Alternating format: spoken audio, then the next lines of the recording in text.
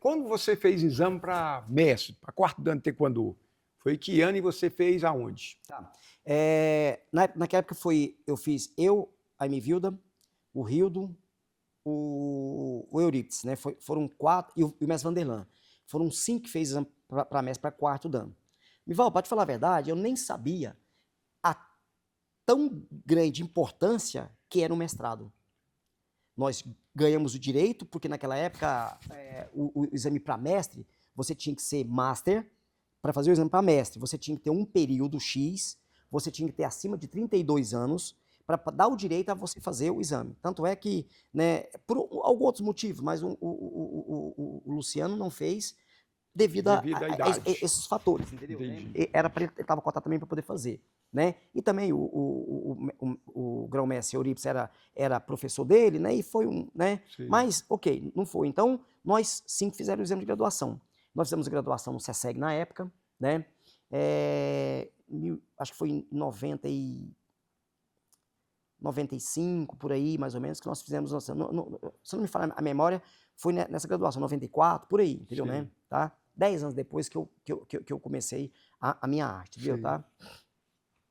Lutei Eu acho que muito. deve ser 95 ou 96, porque em 6. 94 eu peguei quarto dan, Então, pode ser isso. Então, por aí então, tá? O que acontece? Por muito tempo, eu não me via como mestre. Eu queria pegar o dobô preto. Entendi. Era um tão grau superior que todo mundo fascinava. Né? Nós não queríamos ter o quarto dan, nós queríamos ter o vestir o dobô. Da mesma forma que o faixa colorida, Queria chegar à faixa preta. Ele quer chegar à faixa preta e colocar a gola preta. Sim. Da mesma forma, nós, quarto dan, queria pegar o dobô. Né? Tem um fato interessante, muito interessante na minha trajetória, que não é questão de orgulho, é questão só de retratar isso. Por quê? Porque eu não me via professor. Eu era lutador. Eu lutei até o 6º dan. Entendi. Né? E os meus alunos eram forjados dessa forma. Né? Eu lutava com todo mundo, sentava todo mundo, lutava com todo mundo, porque eu era atleta competidor. Eu tinha resistência, eu tinha mentalidade de atleta competidor e não de professor. Entendi. E um dia eu estava lutando, eu já era, eu acho que 6º dan, alguma coisa assim, e tinha um aluno meu que era o Santino. Por incrível que pareça, era o aluno mais disciplinado e humilde que tinha dentro da academia. Né? E eu chamei ele para poder lutar. E eu estava lutando com ele, e eu sempre tive os meus giratórios, meus chichaguios, meus tora furiô, muito rápido, né? E eu pegava no tempo certo. E sem querer, num chute que ele deu, eu girei e bati no rosto dele. E machuquei ele, entendeu, né? A feição do rosto dele olhou para mim, mas ele falou para mim, Messi, pô, você não precisava fazer isso comigo. Né? Entendi. Né? Por que o senhor fez isso comigo? E eu senti na alma, cara, parece que bateu, né? Desse dia pra cá, nunca mais eu lutei com um aluno dentro da academia. Desse dia, desse acontecido, eu me tornei o mestre que eu devia ser. Entendi. Foi uma lição de vida para você. Eu deixei de lutar com eles para poder instruir os meus alunos. Fazer com que ele se tornasse faixa preta. Entendi. Que ele se tornasse realmente o seu faixa amarela, o seu faixa verde, né? Mas com propriedade, né? Com técnica, com garra e com tudo aquilo que um professor tem que ser. Né? Você foi sempre filiado à Federação Goiana e à Confederação Brasileira de Taekwondo. E teve uma época que você teve uma mudança em relação a isso. Como é que foi? 2 épocas. Ah, foi né? 2 épocas. Tá.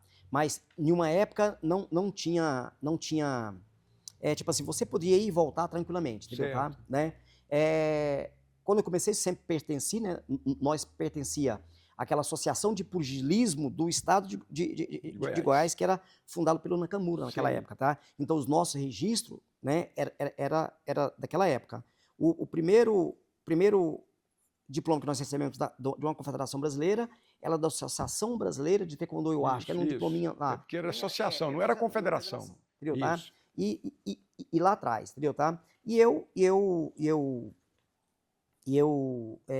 nessa época, o que eu fiz? Eu dava aula, né? Conciliando aqui na Boa Forma, lá, aqui e aquele outro, né? Certo, né? E participando dos campeonatos. Então eu não tinha tempo, Mival, justamente para poder realmente migrar para um outro estilo, entendeu? Tá? Então eu nunca saí, nunca fui, por exemplo, Capinão Norte, por exemplo, Sim. ser um vendedor de uma De boutique, loja, né? alguma coisa Para assim. poder sobressair. Dedicar sempre ao O taekwondo. tempo todo, tá? Nesses Entendi. 41 anos, tá? A minha sobrevivência financeira foi voltada dentro da arte marcial. Entendi. E aí o que acontece? Num período, né, que o Vonen ele foi expulso da Confederação Brasileira e ele uniu-se ao o grão-mestre Yodin, né? Sei. E eles montaram a UBT, Hum, entendeu, né? E aí, depois de um tempo que eles montaram, depois de 1 ano, 2 anos, eles montou o primeiro campeonato brasileiro da UBT naquela época, que hoje é a Liga Nacional, sei. né?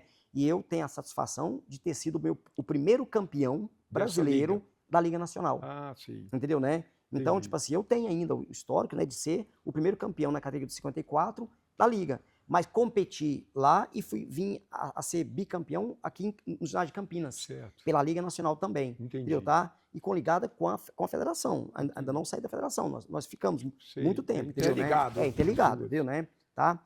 E aí, fui campeão, tricampeão brasileiro em Minas Gerais na categoria de Master. Fui campeão da Copa, o Rio Open, né? Fui campeão do Brasil Open de Taekwondo, né? E aí, por algumas divergências, muitos anos depois, né? Eu não achei que o meu conhecimento, né? Ele não estava mais agregando dentro dos valores dessa entidade, que é a federação, né? E aí nós conversamos com o grão-mestre Luciano, né? Ele abriu as portas brilhantemente para a entidade, para mim, me representou ao mestre Odin, a gente conversou e a gente veio a começar a trabalhar com a Liga Nacional. Sei. A gente passou mais ou menos 3 anos dentro dessa Liga Nacional, foi aprendizado ímpar, porque eu aprendi, né, o conceito de que é ser humano, do que é trabalhar com crianças, trabalhar com adolescente, né? Porque as formações são totalmente diferentes, né? Uma voltada para o lado mais competitivo, para o lado olímpico, né? E outra voltada para o lado mais, né, humano. Não que não tenha os campeonatos, entendeu? Tá? Mas é cheio de cursos, cheio de palestras, de ensinamentos, né? Que fez com que eu me tornasse um mestre muito mais gabaritado. Conhecíamos muito pouco sobre o costume coreano, né? Lá eu fui me aprofundar dentro da linhagem coreana para poder entender o lado disciplinar dela, entendeu, né? Fomos para São Paulo, né? Arujá, ficamos lá hospedados 10 dias, né?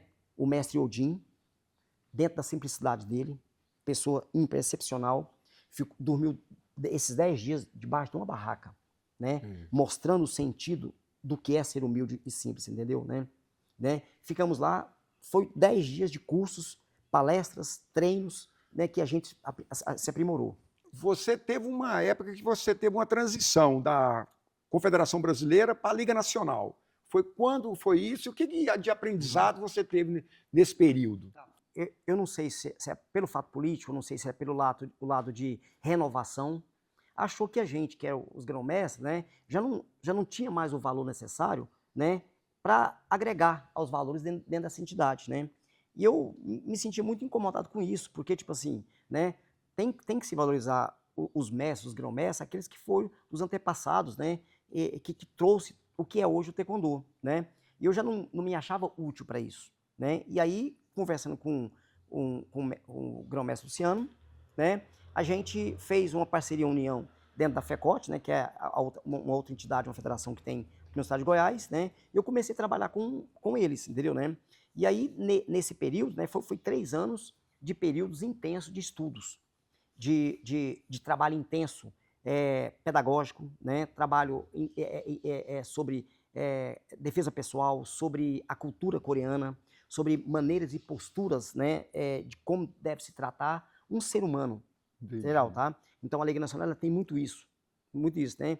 E eu me repaginei, eu me fiz uma outra pessoa, né, agregando aqueles valores que eu tinha dentro daquilo que eu precisava fazer, que era trabalhar e respeitar a criança como ela deve. Sim. A criança, o idoso, né? E saber a diferença de trabalho. Saber trabalhar com a criança, trabalhar com o adolescente, trabalhar com o adulto e com o idoso. né? E a gente ficou 10 dias, né, em São Paulo, em Arujá, né, numa mini chácara, para poder fazer esse estudo, né? E o mestre Iodin, ele ficou dentro de uma barraca durante 10 dias, mostrando o grau da simplicidade que realmente um tecondista tem que ser, né? Entendi. E a gente, muitas vezes, ficava envergonhado, que a gente ficava alugamos uma casa, né? Eu, o mestre Vone e o grão-mestre Luciano, a gente ficou junto numa casa e ia todo dia para essa chácara, entendeu? Entendi. É. E nesse período lá você fez seu exame para 8º Dan. É, Hoje você é 8º Dan na Confederação Brasileira de Taekwondo. isso. A gente não tinha mais pretensão. Parece que 7º Dan parece que estava Ótimo. ótimo, e o 8º Dan era um mito, 9º Sim. era mais. Porque devido às dificuldades, né, de vir grão-mestre, mestre e tudo mais, para poder fazer o exame de graduação, né? E o Luciano chegou e falou assim, ó, eu fui convidado para poder fazer o exame de faixa para o 8º Dan na Liga Nacional, e eu estendo esse convite a você. Você tem interesse? Falei, demais da conta. Sim. Porque eu não tinha pretensão de fazer exame, né? Tá? E a gente pegou um período mais ou menos de uns 4 meses em treinamento. Tanto aqui na academia, na casa dele, em Brasília, para poder fazer esse treinamento, né, tá? Esse exame de graduação, né? E aí eu tive a oportunidade, nós fomos em Brasília, fizemos o exame de graduação, tá? Até eu assustei, porque a nossa mesa examinadora foi uma das melhores mesas que teve até hoje dentro do estado de Goiás, porque tinha o mestre Iodin, tinha o mestre André, o mestre Marcos, o mestre Wilson, né? E outros mestres dentro dessa mesa. Então, uma mesa recheada de autoridades dentro do Taekwondo que é ímpar, entendeu, né? Então, eu tive a satisfação de ser examinado por eles para uma graduação superior, né, para 8º Dan, né? Certo? E pega um grau que eu acho que, né, eu nunca imaginaria pegar. Entendi. Quando você terminou o seu exame de faixa de 8º Dan, você ficou um período ainda na Liga Nacional. E depois você retornou para a federação, local nosso aqui, que é a Federação Goiana de Taekwondo, e em seguida foi para a Confederação Aí fiquei Brasileira. mais de um ano, entendeu, né? Entendi. E aí o que acontece? Aí tem um período que eu tenho um aluno, né, que é o Rodrigo, e ele tem uma habilidade muito boa pro lado competitivo. Só que na Liga Nacional ele tem pouco espaço porque ele não leva, né, e almeja aquilo que a gente imaginaria, né? E aí eu sentei com o mestre Vanderly, né? Conversei com o mestre Edgar, ele fez a ponte pra gente, né? Eu não sabia como é que estava a minha situação ainda, né? Porque tem essa divergência. Mas me recebeu tranquilamente bem, me recebeu com as disciplinas, né? E os deveres adequados, né? Que é um presidente, que é um líder, né? Fez a aceitação, eu fiz a transição da minha documentação para a Confederação Brasileira, né? E hoje eu tenho uma vantagem que eu tenho o 8º Dan nas duas entidades mais importantes do Brasil, né? Que é, eu sou 8º Dan pela Liga Nacional e também sou 8º Dan pela Confederação Brasileira. Hoje a gente tem o grão-mestre Vanderly à frente da Federação Goiana de Taekwondo. E, por sinal, ele vem fazendo um excelente trabalho. Eu vejo aí o trabalho que ele vem fazendo em termos de competições, né, levar os atletas em outros lugares. O que você me fala a respeito disso? O grão-mestre Vanderly, ele é meu professor. Depois, eu treinei até na Vermelha, Ponta Preta, com o professor Divar, né? Depois o professor Divar ele teve que se ausentar, né? Mudou para o Tocantins, né? Para poder tomar conta dos bens dele, das coisas dele lá, né? E o mestre Vanderly, ele assumiu. Então, eu formei faixa preta com ele, com o mestre Vanderly, né? É uma pessoa totalmente ímpar, né? Quando se trata de postura, de conduta, de ter a senilidade na fala, né? Na explicação. E tecnicamente, que ele tem uma técnica acima da média. Fora a técnica dele, né? Que ainda, até hoje, é uma técnica exemplar. Isso me encantava demais da conta, de ver ele parar o pé e o upcheck no ar, de fazer o chute giratório, de fazer as posturas, né? Então, tipo assim, eu tenho grata satisfação e um orgulho de ter sido aluno dele e ter formado, né, com ele, né? E tem uma particularidade aí que eu acho que são poucos, né? Na transição, talvez, o João, o Manuel, o Emival, coisa, sempre por um motivo ou outro, de uma confusão, de uma briga, muda de mestre. Sei, É o tal. Ah, não, eu não gosto desse mestre porque ele me cobrou caro, eu vou passar para o sei, outro. Ah, eu não gostei porque ele não dá conta de me treinar mais, vou passando, tá? sei, Eu acho que eu sou o único desses faixas pretas sei, que, que nunca trocou de mestres, sei. de professor. O mestre Vanderlei, ele me formou e o Você está mestre com ele até e hoje. tô com ele até hoje, entendeu, tá? Claro que hoje ele tem a mesma patente que eu, o Sei. oitavo Dan, mas, quer dizer assim, o respeito, ele Não vale. pode Quando eu fugir. estou perto dele, eu não me sinto o oitavo Dan, eu me Isso. sinto o aluno dele, você me entendeu? Eu vejo, por exemplo, no caso da federação, algumas pessoas que destacou e destaca até hoje. Por exemplo, na época do Messi Vilda, que fez um Uhum. trabalho aí no taekwondo excelente, foi atleta, né? O caso do mestre Edgar, que vem fazendo um trabalho na federação aí realmente de alto nível, com os atletas dele, com a filha dele, principalmente, que foi campeão várias vezes aí, não sei Uhum. se ainda está competindo ainda, né?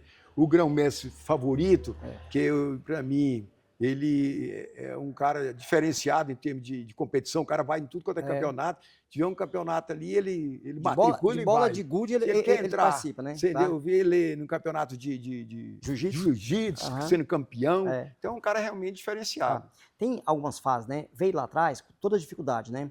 Quando você foi o presidente da federação, o mestre Sobrinho foi presidente da federação, o mestre Vanderlei foi presidente da federação, só que a gente era muito precário, não tinha condição, Mival, de dar.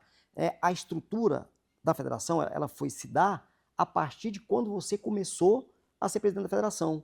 Ter uma organização, ter seu diploma, ter suas carteirinhas, né? Quantas e quantas vezes eu fui lá, né, onde era ali o ginásio Rio Vermelho, né? Tínhamos uma sala lá e eu ia lá para poder fazer a inscrição dos meus alunos, né? Escrever, fazer diploma e tudo mais, entendeu, né? Depois da sua, entrou o mestre Euripides. Fez um ótimo trabalho, porque com as dificuldades, ele foi e levou nós para o campeonato, colocou nós no cenário nacional. Depois, o mestre favorito veio, fez um trabalho ainda melhor, porque ele jogou o lado tecnológico dentro da federação, entendeu, tá? Abriu brechas, foi atrás de projetos da prefeitura para poder agregar dentro do esporte, né? E hoje o grão-mestre Vanderlei é o presidente da entidade, entendeu, tá? Né? Faz um trabalho brilhantemente. Então ele veio em escala, né, em escada, até chegar no patamar que hoje. Não que ele tenha mais facilidade, Sim. não isso, mas para ele chegar com essa facilidade, muitos outros atrás teve que galgar, Isso. ralar demais da conta, fazer o isso. trabalho para poder dar a estrutura que tem hoje, entendeu, tá? Então o mestre favorito na nova geração, ele deu a estrutura, né, o corpo para a entidade. O mestre Vanderlei hoje, diplomaticamente, ele é um cara excepcional, excelente nas palavras, nas condutas, tá querendo fazer um trabalho interessante no resgate da cultura, disciplina da arte, respeito, isso ele não abre mão, né? Colocou o taekwondo no cenário nacional de uma forma ímpar. O Edgar, ele pegou mais ou menos aquela fase do grão-mestre favorito, né? Em ir nas prefeituras, na GEL, tá? E conseguir os benefícios, né? Financeiro para todos os atletas, entendeu, tá? Então cada um tem sua particularidade, cada um faz o seu trabalho 100%. Eu fico observando, por exemplo, o caso do mestre Edgar. Hoje ele já luta boxe, já faz outra modalidade ali. O grão-mestre favorito já está lá com o seu jiu-jitsu. E você também teve essa mudança. Você também praticou outra arte marcial, formou e até criou, me parece, uma federação, não sei. Eu dei aula de taekwondo há muitos anos, né?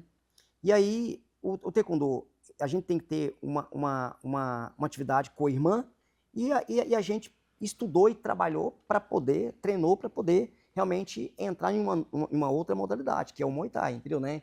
Eu treinei, não sei se o mestre Gato lembra, mas eu treinei com ele, que era o full contato, lá Isso, quando ele treinava lá na academia do mestre Sobrinho, Isso. lá na frente. Isso. Então, eu passei por algumas transições. Eu passei pelo full contact, eu passei pelo kickboxer, né? Passou pela capoeira antes? A capoeira antes, full contato, kickbox, e depois vim a treinar o Muay Thai, entendeu, né? E aí consegui pegar minha graduação máxima, né, com o mestre Marlon, né, que é o presidente de uma federação de Muay Thai também, né, do estado de Goiás, né? E aí a gente trabalhou muito tempo, né, uns 3 anos em conjunto, né? E aí a gente foi separando E eu achei por bem montar a nossa entidade, Entendi. que é a Federação, né, Interestilo de Muay Thai, entendeu, né? Sim. Né? Onde eu sou o presidente, a gente pegou uma cultura diferente, né? Pegou aquilo que o taekwondo tinha de bom, que é o lado de disciplina de conduta de arte, e colocou numa arte que, na teoria, era extremamente, ou é extremamente agressiva, Entendi. né? Tá? Então é muito diferente, né? Não, Entendi. não pode se A comparar, forma. né? As formas, entendeu? Tá? Né? Mas a gente doutrinando, colocando exame de graduação, tendo um período de tempo dentro de cada graduação para ele entender o sentido do que é o lado marcial, né? E dentro dessa graduação eles vão pegando e tá com o mesmo sistema. O meu exame de graduação no Muay Thai, ele dá da seguinte forma, tá? Ele faz o treinamento dele até na ponta preta, né?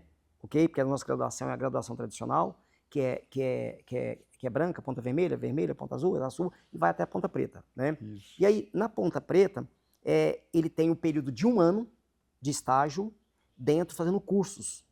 Um dos cursos principais, ética, primeiros socorros e arbitragem.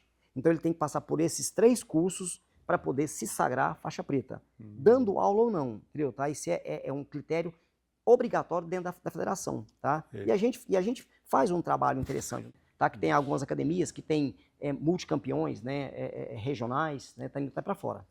A gente voltando um pouco na retrospectiva aí, falando das pessoas assim no taekwondo, igual os outros grão-mestres, e a gente não pode esquecer do mestre Sobrinho, que foi um pioneiro que trouxe o taekwondo para a nossa região centro-oeste, tem uma história brilhante no taekwondo, uma pessoa que deu aula em vários países, né?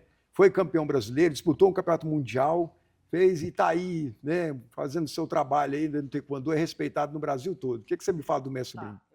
Eu vou citar o mestre Sobrinho da seguinte forma, tá? Eu vou comparar o mestre Sobrinho ao Pelé, né? Quer dizer, né, tem todos os outros abaixo dele, né? Sim. Teve o Ronaldinho Gaúcho, Romário, Babá Bonitinho, né? Excepcionais, Isso. né? Sem dúvida. Mas, cara, quem que é o rei, né? É o Pelé, entendeu, tá? Sem dúvida. Em todos os tempos, entendeu, tá? E o mestre Sobrinho é o nosso rei, entendeu, tá? Eu estou aqui hoje sentado com você, falando sobre a arte taekwondo, porque ele um dia, Trouxe para cá. ele trouxe, poderia ser qualquer um. Isso. Poderia ser qualquer um. Eu mas também, quando fui aluno dele. Foi aluno dele. E ele que trouxe, tá? Mestre Sobrinho, o que me encantou nele, entendeu, tá? A simplicidade de tratar as pessoas, né?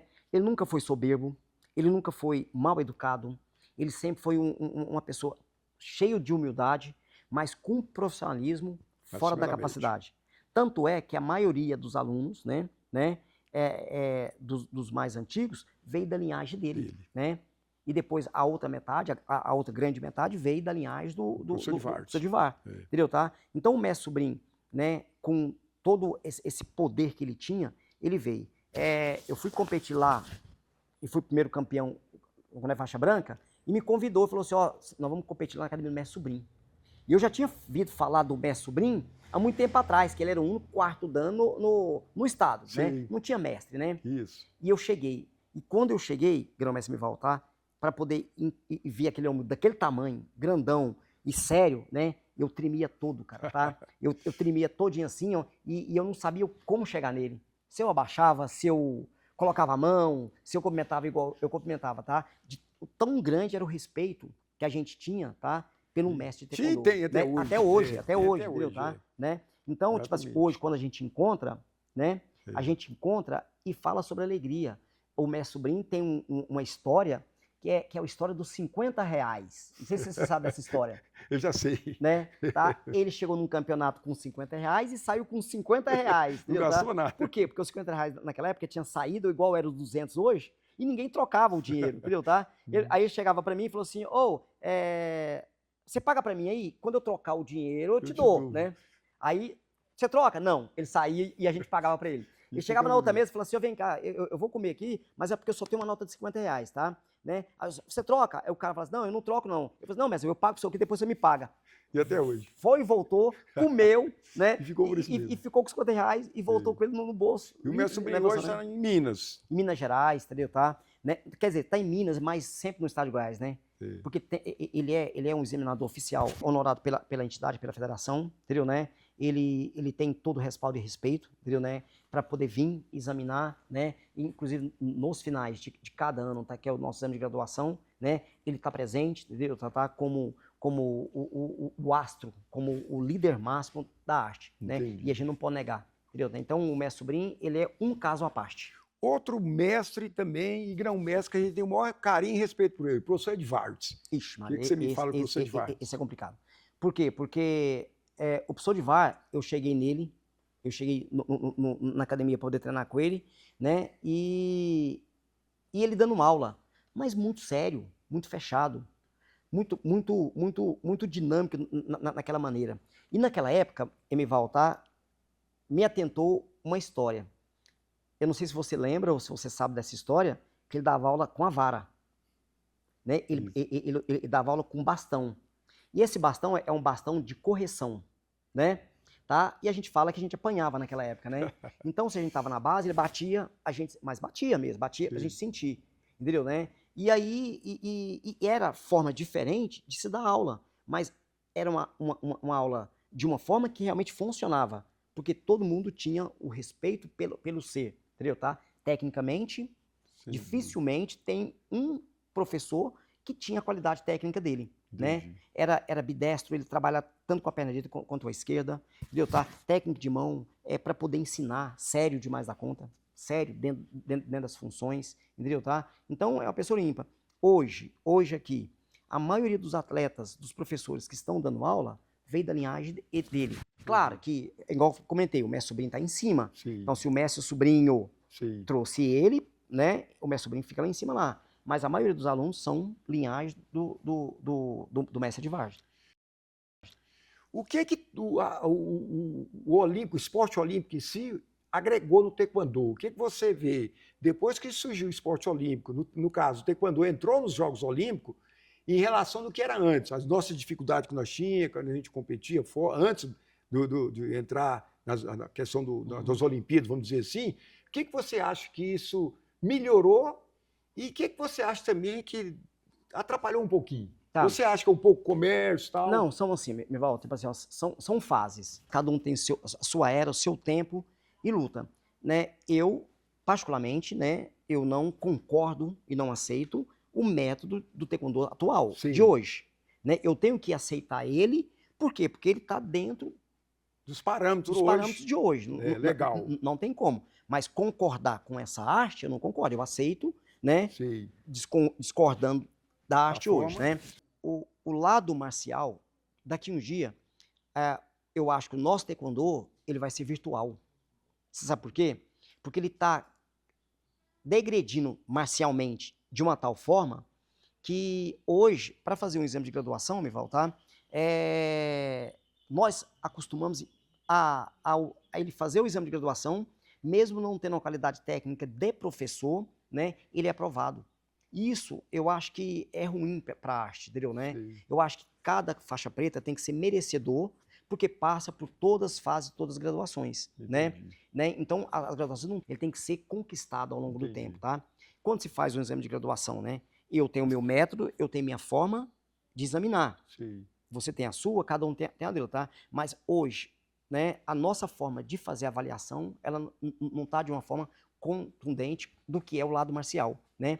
O lado olímpico, ele é um lado que puxa muito o lado financeiro, que é o lado de ônus, né? Sim. E o lado olímpico, ele nessa concepção de arte marcial, ele mais atrapalha do que ajuda. Sim. Entendeu, tá? Né? Por quê? Porque ele tirou o lado do brilho que tem o taekwondo. Antigamente, você falava assim, você vai lutar com um cara que faz taekwondo. Ninguém queria lutar, porque nós era taxado como os melhores, né, em arte marcial. Né? Hoje, quando fala em contrapartida, você vai lutar com um cara que é de taekwondo. Opa, então eu quero lutar então. Então não tem mais aquele brilho, aquele lado marcial que é o lado de veridade, aquela certeza de que realmente que o cara é muito bom, né? Entendi. Por quê? Porque ficou um jogo de ringue.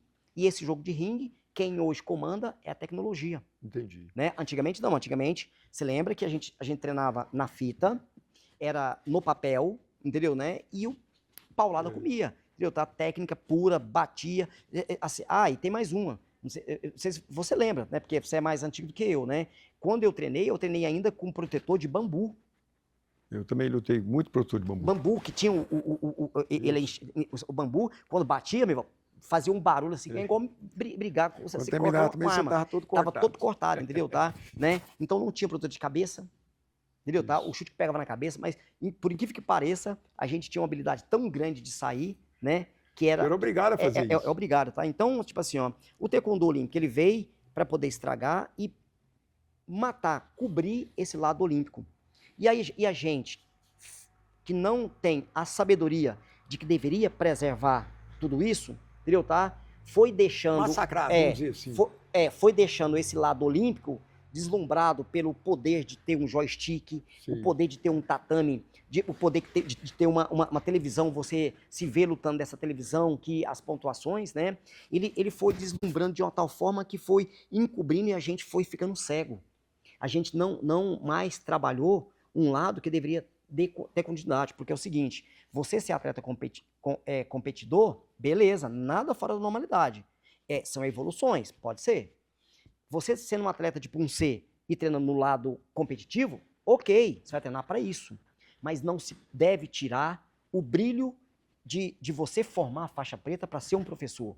Não formar uma faixa preta para você ser um instrutor. Instrutor eu pego qualquer um. Qualquer um dos meus alunos pode ser instrutor. Eu coloco ele para poder ensinar. Eu treino ele e faço o que você treina. Mas ele não tem a filosofia, ele não tem um timbre de chegada, de tratamento, né, de fazer com que o atleta fica bom em todas as áreas. Para você pegar a faixa preta, ele tem mais ou menos uns 12 critérios. São a arte marcial mais completa que tem, porque eu agrego todas as artes marciais dentro de taekwondo. Hoshinsul, mão, pé, os punseis, defesa pessoal, faca, revólver, né, quebramento, luta, tudo. Então são 12, né? Hoje nós estamos baseando em 2 critérios, que é o punse e a luta. Se faz um punse, ele passa, ou se faz a luta, ele passa. Tem que se mudar essa forma. Então, nós, grão-mestres, né, nós temos que fazer algo, meu Deus, tá? Mudar para que isso seja mudado. Só que hoje, né, com esse dinamismo que foi o taekwondo, nós vamos ter que começar a resgatar isso, meu irmão. Nós temos que voltar lá atrás, começar treinamentos periódicos de todos, primeiro começando dos grão-mestres para os mestres, para poder criar doutrina de treinamento dentro da sua própria academia. Entendi. Hoje você está fazendo educação física, está estudando educação física. Isso, né? Eu fiquei 30 anos sem estudar, né? Depois que eu formei, parei de estudar, nunca mais estudei, né? E aí, até na época que você fez, eu comecei e fiz 2, 3 aulas e já deveria ser formado, né? Mas a minha condição financeira é muito precária, não dava, mesmo a mensalidade sendo barata, né? E comecei agora, né? Tem 3 anos, né? Eu formo agora em agosto do ano que vem, então eu tenho mais um ano mais ou menos de faculdade, tá? E uma coisa que eu nunca imaginaria que ia fazer era ter um diploma, né? Superior, entendeu, tá? Ter um diploma acadêmico, entendeu, tá? Então, agora no mês de agosto, mês que vem, eu já formo, né? Vou me tornar professor de educação física, que isso ele vai agregar mais ainda tudo no que eu seu sei. trabalho. Não que eu não seja, não que nós não sabemos, que a gente, inconsequentemente, a gente já faz educação física. Mas lá eu fui aprender o lado acadêmico disso. De que aonde começa o músculo, o que eu posso fazer, aonde eu posso render, o que eu não posso fazer, entendeu, tá? Então esse lado científico, esse lado, né, do lado acadêmico, tá? Ele agregou demais da conta ao que eu já sabia.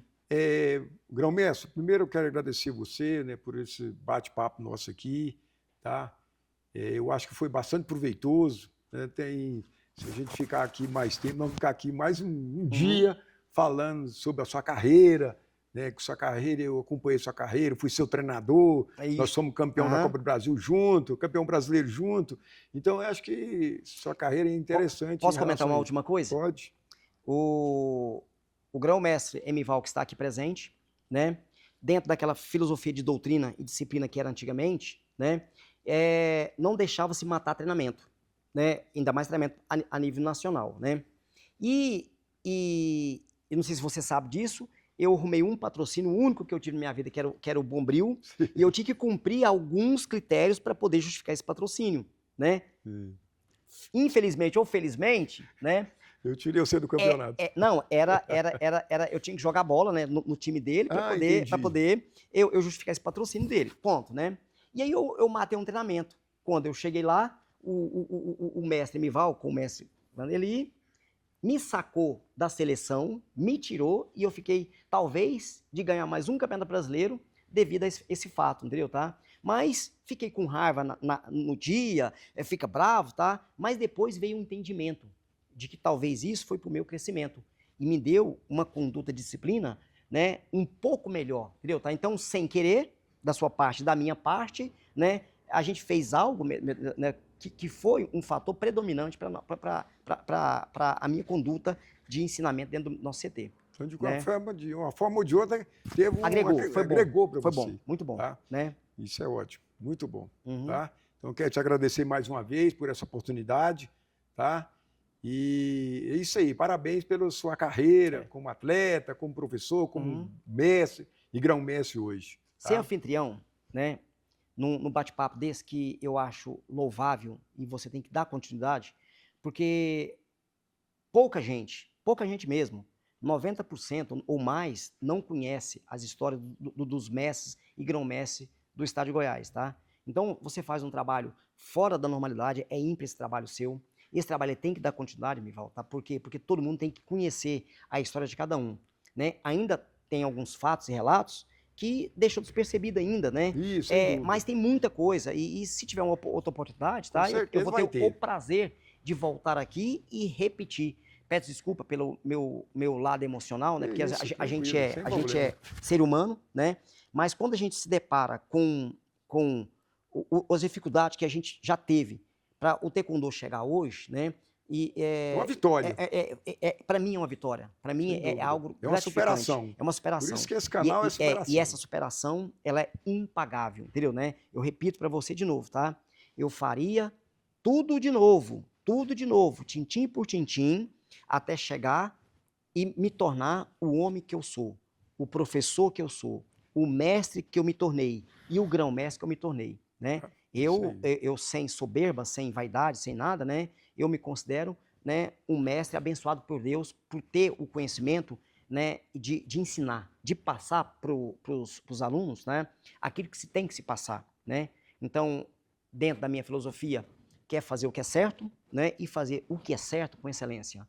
Não tem dois caminhos, é um caminho. Nós temos que seguir o caminho do bem, não é o caminho do mal, tá? Então, te agradeço demais da conta pela participação, te agradeço por essa iniciativa sua de estar resgatando tudo isso.